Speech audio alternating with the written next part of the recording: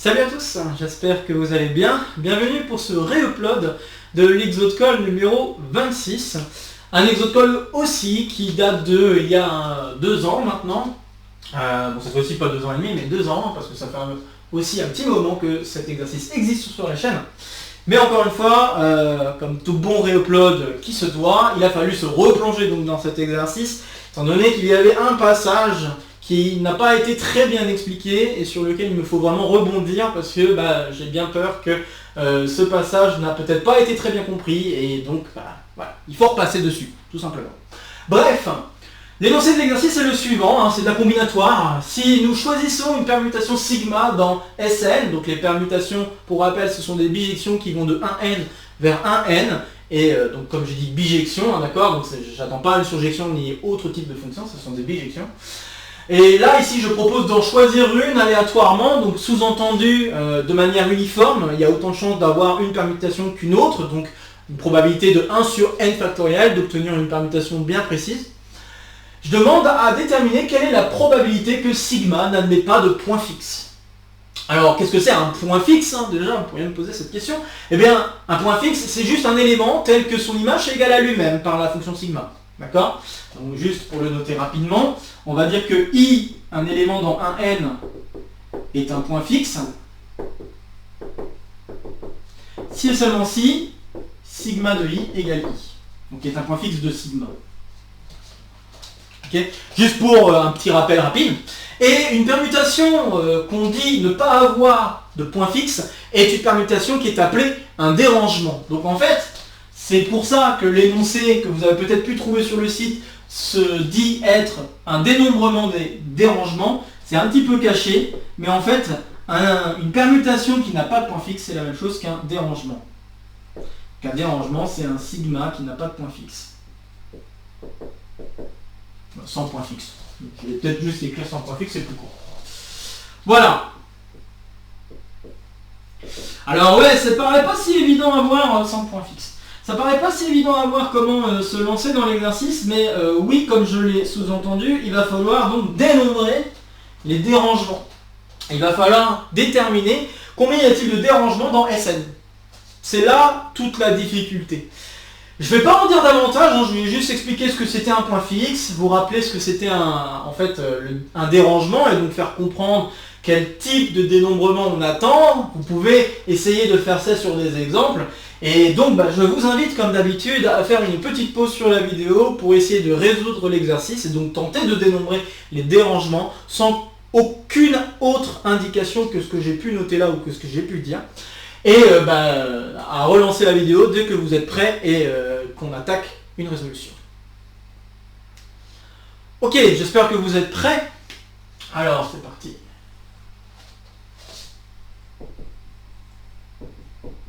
Alors la bonne idée, c'est de jouer justement avec des éléments qui seraient des points fixes.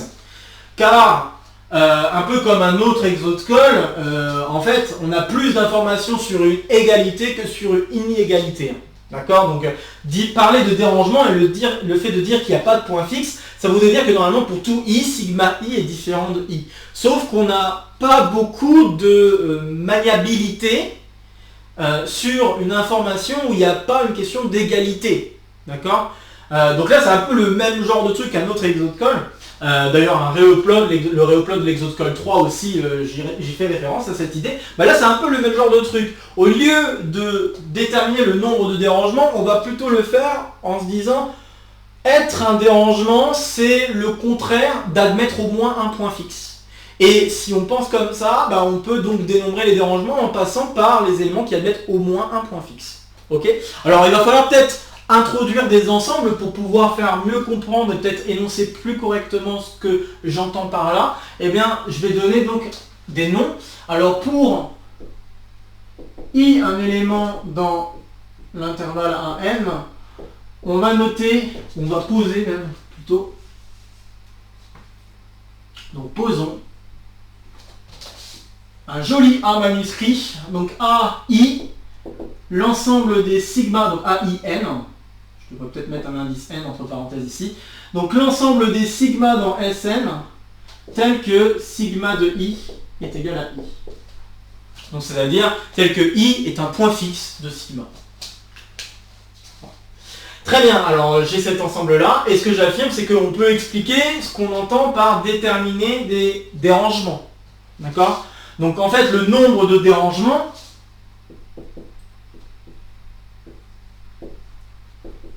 c'est n'avoir aucun point fixe. Donc ça veut dire en particulier qu'on doit être dans le complémentaire de tous ces éléments-là, donc finalement de l'union de ces éléments-là. Donc on comprend en fait finalement que ça c'est la même chose que le cardinal. Alors je note cardinal comme ce hashtag ou ce dièse, ok. Donc ça va être le cardinal de l'intersection pour i allant de 1 à n de ces AIN là. D'accord, AIN bar, pardon. Donc ce que je vais appeler AIN bar, ou juste si j'ai un ensemble A dans un N, qu'on se comprenne bien, ce que je note A bar, c'est le complémentaire de A dans l'ensemble 1N. Je ne fais pas un complémentaire n'importe où. Ok, c'est juste pour expliquer ma notation. Donc là j'écris ceci. Très bien.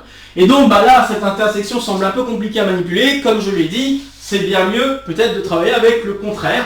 Donc c'est-à-dire de faire 1, enfin pas forcément 1 moins, mais plutôt n factoriel, qui est, ça c'est le cardinal de toutes les permutations, de l'ensemble de, de toutes les permutations, pardon, moins, du coup je vais me retrouver avec le cardinal de l'union, puisque je dois faire le complémentaire de cette chose-là, de l'union pour i allant de 1 à n de ce AIN.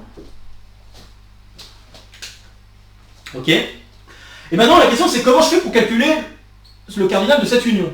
La réponse, elle est assez simple. Il y a une formule qui s'appelle le crible de Poincaré. Et cette formule, bah, c'est une généralisation d'une autre formule que vous connaissez déjà. Et je vais vous rappeler d'abord cette formule que vous connaissez bien. Puis après, je vais vous dire qu'il y a une généralisation finalement, cette formule. La généralisation d'ailleurs peut se prouver par récurrence si vous voulez. C'est un joli exercice à faire.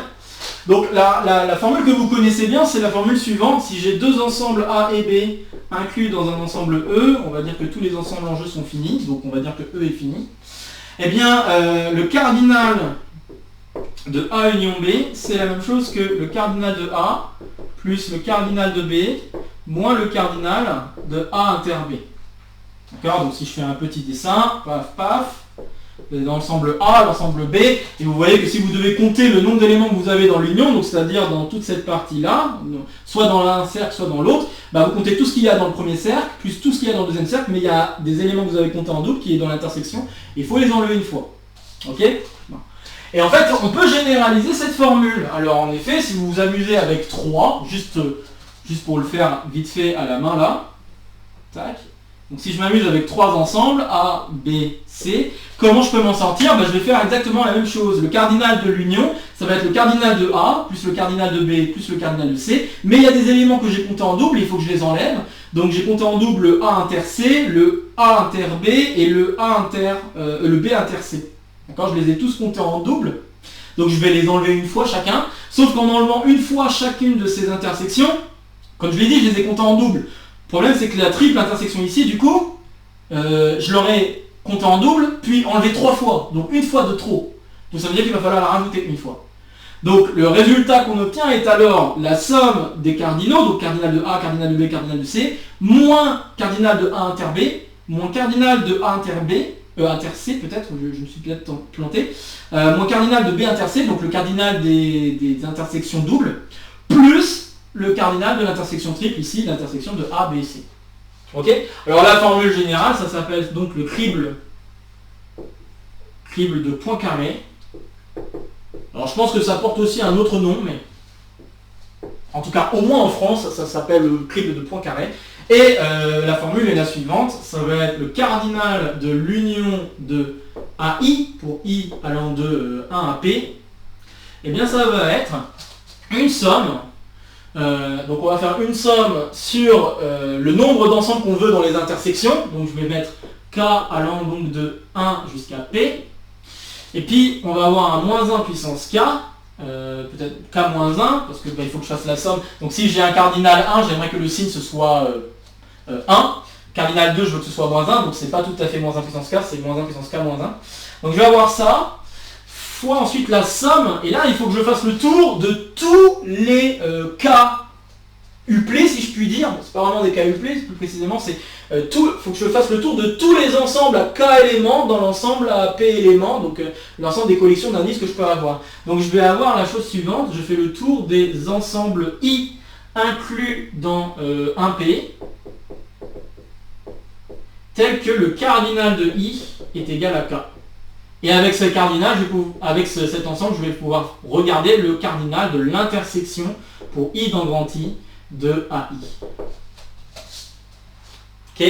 Donc si vous écrivez la formule pour deux éléments, vous allez exactement retrouver ça. Là ici, ça veut dire que vous prenez un sous-ensemble, donc là cette partie-là, c'est vous prenez les sous-ensembles de cardinal 1 dans l'ensemble 1, 2. Donc il va y avoir juste 1, et là ça veut dire que je prends le premier ensemble de l'union, là je prends le deuxième ensemble de l'union, et après quand je prends les ensembles avec un cardinal 2 dans l'ensemble 1, 2, il n'y en a qu'un seul, c'est juste 1, 2, je me retrouve avec celui-là. Ok. Si vous le faites avec 3 ensembles, si vous faites toutes les intersections doubles, bah vous allez vous retrouver avec A inter B si vous preniez les deux premiers éléments, A inter C si vous preniez le premier et le troisième, et puis B inter C si vous prenez le deuxième et le troisième. D'accord. Donc c'est ça la formule du crible de Poincaré, et donc je vais devoir l'utiliser ici pour pouvoir continuer le calcul. Je vous invite, si vous n'avez jamais vu cette formule auparavant, je vous invite à lancer une preuve par récurrence de cette chose. C'est très formateur, notamment là si vous êtes en première année de classe préparatoire, vous ne l'avez jamais vu, vraiment, je vous invite à le faire, c'est super à faire, donc faites-le. Bref, je vais utiliser donc cette formule et j'écris, je vais avoir n factoriel moins, et je vais avoir donc la somme pour k allant donc de 1 jusqu'à, il ne faut pas que je fasse de bêtises, donc de k allant de 1 jusqu'à n, moins 1 puissance k moins 1, fois la somme, donc fois la somme, c'est pas vraiment fois, mais bon bref, oui c'est fois la somme pour donc les ensembles I inclus dans 1 n, et je veux que le cardinal de I est égal à k. Donc je me retrouve avec ça et je vais avoir le cardinal donc de l'intersection pour I dans grand I des AIN. Voilà, donc je ne fais qu'appliquer la formule qui est ici dans le cadre de cet exercice. Ok, bon alors maintenant ce que je vais faire c'est que je vais m'intéresser notamment à la valeur de ces sommes-là, parce que ces sommes-là, elles ne vont pas être très difficiles à calculer. Il faut y réfléchir un petit peu, mais ça ne va pas être très difficile à calculer. Vous allez voir dans quelques instants. Je vais effacer un petit peu pour pouvoir avancer dans ce que je veux dire. Peut-être que je vais laisser pour l'instant ce qu'il y a là. Tac, et je vais plutôt effacer là. Encore une fois, n'hésitez pas à faire des pauses, à faire demi-tour sur la vidéo, s'il y a des choses que vous n'avez pas très bien comprises, que vous voulez revérifier, vraiment n'hésitez pas, hein, c'est fait pour ça. Bon, alors ce que je vais faire, c'est que je vais appeler, bon si vous voulez, je peux appeler alpha k, et c'est là en fait le problème d'interprétation qui s'est produit dans la vidéo originale, c'est l'interprétation de cette somme. En fait, ce que j'ai dit, et qui est faux, c'est que j'ai interprété cette somme comme étant en fait le nombre de permutations admettant exactement k point fixe. C'est pas vrai. C'est pas vrai parce que dans la somme que je suis en train de faire là, il y a des éléments que je peux compter en double, puisque je fais des sommes d'intersection de k éléments, et donc de k ensemble, pardon, et donc il n'est pas impossible qu'en faisant des sommes d'intersection de k ensemble, je suis en train de faire, je suis en train de compter des éléments en double, voire en triple, voire en plus que ça. C'est pas impossible du tout. Donc, c'est pas vrai que ce alpha k peut se faire comprendre comme compter toutes les possibilités d'avoir k point fixe. C'est ça l'erreur que j'avais fait dans la vidéo originale. C'est pas une grosse erreur, mais je pense que c'est important d'y revenir parce que c'est quand même un point important donc, dans la résolution. Donc, voilà pourquoi je propose ce réupload. Là par contre, ce qui va m'intéresser, c'est plutôt regarder ce que représente ce truc-là. Ok, alors si je prends donc soit I inclus dans l'ensemble 1n, et avec k éléments, donc avec cardinal de I égale k. Bon, tant qu'à faire, je ne vais pas me casser la tête très longtemps, je vais noter les éléments qui sont dans l'ensemble. Je vais avoir I1 jusqu'à IK. Ok. Qu'est-ce que ça veut dire appartenir à l'ensemble, cette intersection? Et c'est là où ça va être intéressant. Qu'est-ce que ça veut dire appartenir à l'ensemble, donc l'intersection des AI, donc on peut dire AIJ comme ceci, n, j allant donc de 1 à k. Qu'est-ce que ça veut dire ça? Alors on revient à la définition de AIN et on voit que AIN c'est juste que I est un point fixe. Donc être dans l'intersection de cette chose-là, ça veut juste dire que sigma admet exactement K point fixe. Mais les points fixes sont très précis. Donc c'est-à-dire que sigma admet au moins K points fixes qui sont exactement I1 jusqu'à IJ. IK, pardon. D'accord? Donc sigma admet j'ai mis quoi? Oui, j'ai mis au moins. J'allais dire au plus, mais c'est au moins. Donc il admet au moins K points fixes qui sont exactement les indices de l'ensemble grand I. Bon, très bien. Et du coup, si on y réfléchit un petit peu plus, on peut se dire que pour construire un tel sigma qui vérifie cette propriété-là, il me suffit de prendre une permutation des autres éléments, donc les autres éléments qui ne sont pas ceux-là. Peu importe la permutation que je vais choisir, il peut y avoir peut-être plus de points fixes que le nombre de points fixes que j'ai mis là. Hein. Comme j'ai dit, je veux au moins 4 points fixes. C'est pas interdit d'en avoir plus que ces 4 points fixes. Mais ce qui est fixé, c'est les points fixes qui sont ici. Donc, à partir du moment où j'ai ces points fixes, les autres éléments, je peux choisir leurs images. J'ai combien d'éléments dont il me reste à donner l'image? Eh bien, j'en ai n-k. Il me reste n-k éléments dont il me faut donner l'image. Ok? Donc là, je suis en train de faire une interprétation. Donc ça veut dire que pour construire un sigma dans cette intersection, je vais la réécrire. Donc I, J, N. Donc pour construire un tel sigma, il suffit de donner il me suffit de donner une permutation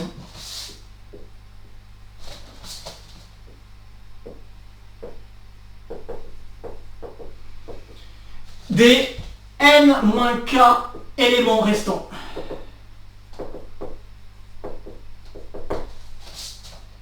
Alors si je ne suis pas clair, je vais illustrer mon propos avec un mini-exemple. Juste petit exemple pour illustrer mon propos. Donc si on prend n égale 5, ok, vous avez donc 1, 2, 3, 4, 5. Je vais faire pareil ici. Donc ça c'est une manière de dessiner les permutations. Okay, donc je vais faire des fonctions bijectives qui vont de ça vers ça. Et là, disons que les points fixes, on va dire que c'est un ensemble à 2 éléments. Donc un ensemble à 2 éléments, on va dire par exemple que ça peut être 2 et 5. Ok?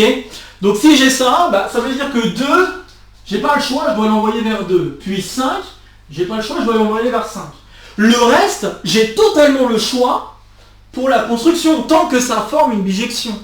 Donc ça veut dire qu'après, 1 peut être envoyé vers 1 peut être envoyé vers 3, 1 peut être envoyé vers 4. Vous voyez? Donc là, je vais dessiner un exemple. Je pourrais très bien avoir, je vais faire en pointillé pour pouvoir distinguer. Donc je peux très bien dire, bah, 1 va vers 3. Je peux dire que 3 va vers 4 et 4 va vers 1. Ça, c'est une possibilité. Et en fait, il se trouve qu'on va avoir 6 possibilités parce que, bah, en fait, il suffit de choisir une permutation de ces 3 éléments. Et combien il y a de permutations à 3 éléments? Et bien, il y en a exactement 6. 3 factoriels. D'accord? Bon, bah, voilà. Ça me permet donc de conclure que finalement, le cardinal de cette intersection, il est très simple. Et c'est juste n-k factoriel.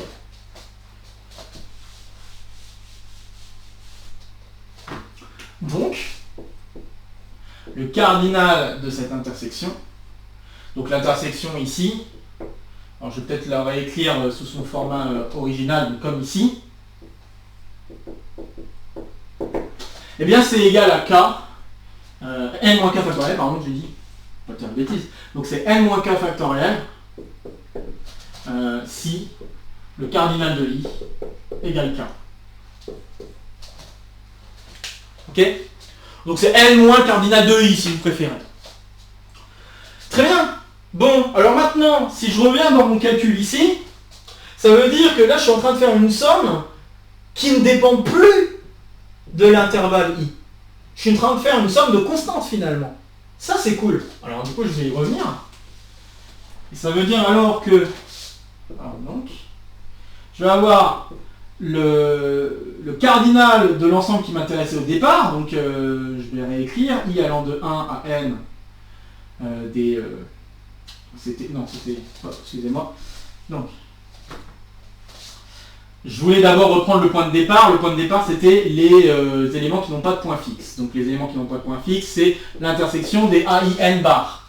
Ça, je peux l'écrire comme n factoriel, moins la somme pour k allant de 1 à n, moins 1 puissance k moins 1, somme, pour i, ensemble inclus dans un n de cardinal k. Donc de ces intersections-là, mais ces intersections-là, on vient de dire que, je n'en fais pas effacer, on vient de dire que c'est n moins k factoriel. Donc n moins k factoriel, je remplace. Je vais avoir ici n moins k factoriel. Donc là, je suis en train de faire une somme d'une même constante finalement, et le grand I ne dépend pas de k. Comment dire, le grand I qu'on choisit ici ne dépend pas de k, puisque là, toute la somme qu'on est en train de faire, on a fixé le cardinal de i. D'accord? Donc ce que je suis en train de dire, c'est pas que le terme ici ne dépend pas de k, je suis en train de dire plutôt que le terme qui est ici ne dépend pas de l'ensemble i qu'on choisit. Puisque les ensembles i qu'on choisit, on les a fixés comme étant tous de même cardinal qui est cardinal k. Donc finalement, on est en train de faire une somme d'une même constante un certain nombre de fois. La question c'est combien de fois? Le nombre de fois, c'est exactement le nombre d'ensembles à k éléments qu'il y a dans un ensemble à n éléments. C'est donc k parmi n. On obtient alors, je vais effacer, pour avoir de la place, encore une fois, on obtient alors n factoriel moins la somme pour k allant de 1 à n, moins 1 puissance k moins 1, et donc k parmi n moins k factoriel.